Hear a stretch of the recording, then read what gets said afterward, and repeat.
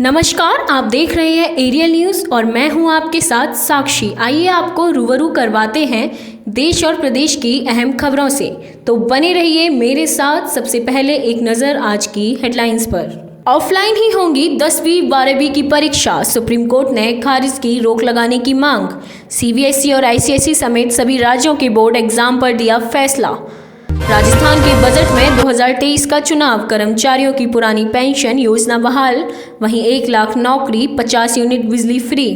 कृषि बजट में 85 लाख किसानों के लिए 1000 ड्रोन खरीदेगी सरकार। 13 जिलों के लिए ईआरसीपी कॉर्पोरेशन बनाकर 9600 करोड़ खर्च होगा। टीम इंडिया को बड़ा झटका, सूर्य कुमार यादव और दीपक चाहर श्रीलंका T20 सीरीज से बाहर।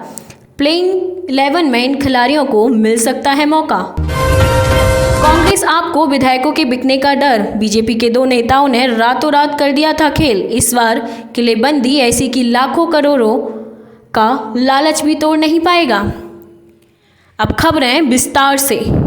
देश भर में 10वीं और 12वीं कक्षा के स्टूडेंट्स लिए बोर्ड परीक्षा ऑफलाइन मोड में ही आयोजित होगी।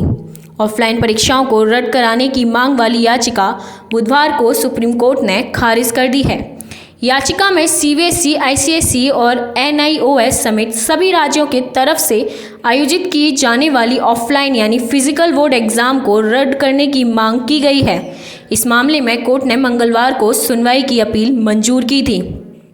इसके बाद जस्टिस AM खानविलकर की अध्यक्षता वाली पीठ ने याचिका की अग्रिम प्रति केंद्रीय माध्यमिक शिक्षा बोर्ड सीबीएसई के स्थायी वकील और अन्य प्रतिवादियों को देने का निर्देश दिया था।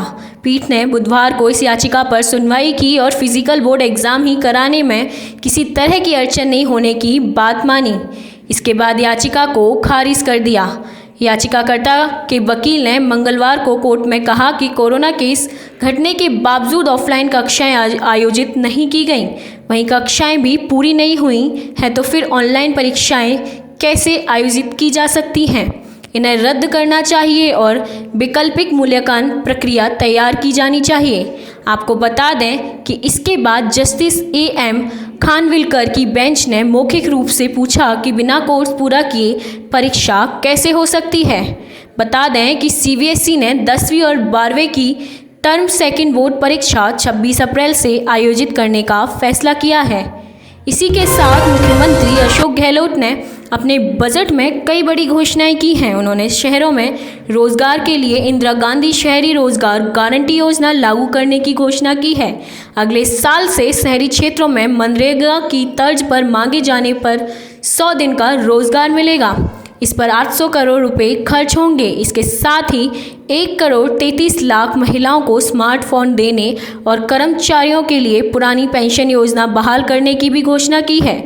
मुख्यमंत्री ने कहा कि 2022 से 2023 में डिस्ट्रिक्ट लेवल कमेटी रेट 10% की जगह केवल 5% बढ़ेगा। गहलोत ने ऑनलाइन गेम को रेगुलेट करने के लिए कानून लाने की घोषणा भी की है। इसी के साथ जयपुर में बड़ी चौपर से ट्रांसपोर्ट नगर तक और मानसरोवर से 200 फीट बाईपास तक मेट्रो के फेज़ 1 का विस्तार होगा। वहीं अम्बावारी से सीतापुरा तक फेज़ 2 मेट्रो ट्रैक की डिटेल प्रोजेक्ट रिपोर्ट बनाई जाएगी। इसके साथ ही जयपुर में बेस्ट रिसाइकल पार्क भी बनेगा। वहीं राजस्थान में लोगों के काम समय पर हों, इसके लिए Rajasthan guaranteed service delivery and accountability act भी लाया जाएगा। इस एक्ट के तहत सरकारी सेवाएं ऑनलाइन उपलब्ध कराने का प्रावधान होगा। सीएम गहलोत ने बजट में कोई भी नया टैक्स नहीं लगाने की घोषणा की है। साथ ही एजुकेशन लोन के दस्तावेज दिखाने पर स्टाम्प ड्यूटी में 100% छूट देने का ऐलान किया है। इसी के साथ मुख्यमंत्री ने कृषि बजट में किसानों की उन्नति के लिए 11 मिशन बनाने की घोषणा की है। Eastern Rajasthan canal project ERCP के लिए ERCP कॉर्पोरेशन बनेगा। ERCP के लिए 9600 करोड़ का प्रावधान किया गया है। गहलोत सरकार ने कृषि बजट में कुल 78,938 करोड़ का प्रावधान किया है। कृषि बजट राज्य की GSDP का 5.9% है। नोदरा इसरादा लिंक का काम अब राज्य सरकार करेगी। ईस्टर्न कैनाल का काम अब राजस्थान सरकार ने खुद करने का फैसला किया है। पिछले विधानसभा चुनाव में पीएम मोदी ने इसे राष्ट्रीय परियोजना घोषित करने का आश्वासन दिया था। अब तक इसे राष्ट्रीय परियोजना का दर्जा नहीं मिला है।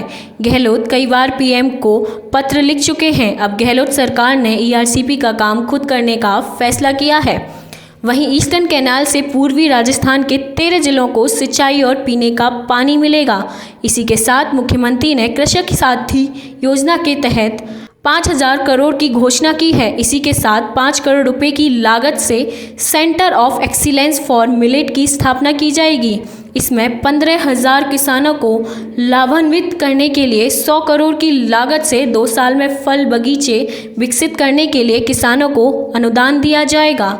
इसी के साथ श्रीलंका के खिलाफ T20 सीरीज से पहले टीम इंडिया को बड़ा झटका लगा है। टीम के 2 स्टार खिलाड़ी दीपक चाहर और सूर्यकुमार यादव चोटिल होने के कारण पूरी सीरीज से बाहर हो गए हैं। वहीं श्रीलंका के स्टार ऑलराउंडर वानिंदु हसरंगा भी कोरोना पॉजिटिव होने के कारण पूरी सीरीज से बाहर हो गए हैं। वहीं सूर्यकुमार यादव हाथ में हेयरलाइन फ्रैक्चर के चलते श्रीलंका T20 सीरीज से बाहर हो गए हैं। विराट कोहली और ऋषभ पंत पहले ही श्रीलंका के 7 T20 सीरीज से ब्रेक पर हैं। ऐसे में सूर्यकुमार के बाहर होने के बाद भारतीय बल्लेबाजी क्रम कमजोर पड़ गया है। हालांकि सूर्या की जगह नंबर 4 पर वेंकटेश अय्यर बल्लेबाजी करने आ सकते हैं। वहीं प्लेइंग 11 में दीपक हड्डा और संजू सैमसन को मौका मिल सकता है। संजू की श्रीलंका के खिलाफ सीरीज में टीम में वापसी हुई है। वहीं हुड्डा वेस्ट इंडीज़ के खिलाफ T20 सीरीज में इंटरनेशनल में डेब्यू किया गया है। वहीं सूर्य के अलावा दीपक चाहर भी सीरीज से बाहर हो गए हैं। चाहर वेस्ट इंडीज़ के खिलाफ आखिरी T20 सीरीज में हैमस्ट्रिंग में चोट लग गई थी, जिसके बाद उनको बीच में मैदान छोड़ना पड़ा था। दीपक ने वेस्ट इंडीज़ के खिलाफ T20 सीरीज में 3 मैचों में 3 विकेट चटकाए थे। इसी के साथ विधानसभा की 40 में से 17 सीटें जीतकर कांग्रेस सबसे बड़ी पार्टी बन गई है, लेकिन सरकार 13 सीटें जीतने वाली भाजपा ने बनाई। तब भाजपा के 2 दिग्गज नेताओं ने गोवा पहुंचकर रात भर में पूरा खेल बदल दिया था। भाजपा ने इंडिपेंडेंट विधायकों और क्षेत्रीय दलों के साथ गठबंधन करके सरकार बना ली। 2022 चुनाव के पहले कांग्रेस के 17 में से महज 2 विधायक ही पार्टी में रह गए थे। 15 भाजपा में शामिल हो गए। वहीं विधानसभा की 60 में से 28 सीटें जीतकर यहाँ भी कांग्रेस सबसे बड़ी पार्टी बनी थी, लेकिन सरकार 21 सीटें जीतने वाली भाजपा ने बनाई। वहीं विधानसभा में अभी 28 में से कांग्रेस के सिर्फ 15 विधायक रह गए हैं, बाकी ने पार्टी छोड़ दी। अधिकतर भाजपा में ही गए। कहते हैं दूध का जला छाछ भी फूक फूक कर पीता है। यह मुहावरा कांग्रेस पर एकदम फिट बैठ रहा है। बार बार पार्टी ने चुनाव के पहले ही विधायकों को रोक रखने के लिए कुछ जरूरी कदम उठाए। कांग्रेस के साथ ही आम आदमी पार्टी ने भी गोवा में विधायकों को भागने से रोकने के लिए पहले ही कदम उठा लिए हैं। वहीं 22 जनवरी को सभी कैंडिडेट्स को मंदिर, मस्जिद और चर्च ले जाया गया था और वहां भगवान अल्लाह और यीशु मसीह के सामने शपथ दिलवाई गई थी कि चुनाव में जीतने के बाद वे पार्टी नहीं छोड़ेंगे। गोवा में पार्टी के सीनियर ऑब्जर्वर पी चिदंबरम के सामने विधायकों ने शपथ ली कि हम किसी भी हाल में कांग्रेस को नहीं छोड़ेंगे। आज की खास खबर में बस इतना ही। देश दुनिया से जुड़ी खबरों के लिए देखते रहिए एरियल न्यूज़। धन्यवाद।